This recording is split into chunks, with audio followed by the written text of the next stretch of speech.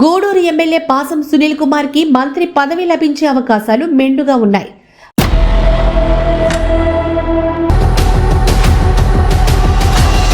పార్టీలోని అగ్రనాయకుడి నుంచి మంత్రులతో సఖ్యతగా ఉంటూ పార్టీ కార్యక్రమాలను విజయవంతంగా నడిపి ఆయనకు పార్టీలో ప్రత్యేక గుర్తింపు వచ్చింది.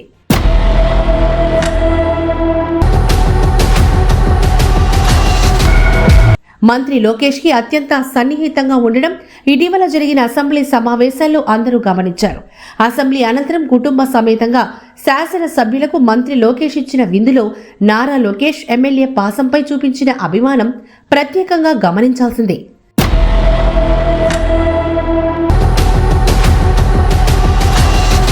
దళిత ఎమ్మెల్యేలలో ప్రస్తుతం చురుకుగా ఉత్సాహంగా పార్టీ కార్యక్రమాల్లో కనిపించేది గూడూరు ఎమ్మెల్యే పాసం ఒక్కరే.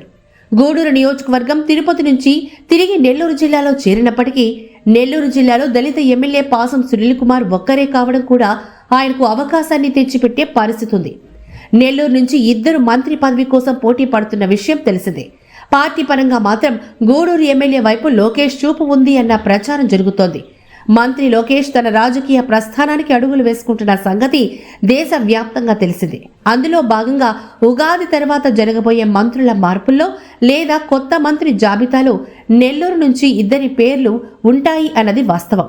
అందులో శ్రీ పొట్టి శ్రీరాములు నెల్లూరు జిల్లా నుంచి దళిత ఎమ్మెల్యేగా పార్టీలో మచ్చలేని నాయకుడిగా మంత్రి లోకేష్ అనుచరుడిగా పేరు సంపాదించుకున్న గూడూరు ఎమ్మెల్యే పాసం సునీల్ కుమార్ పేరు ఉంటుంది అన్నది తెలుగుదేశం పార్టీలోని పెద్దల మాట.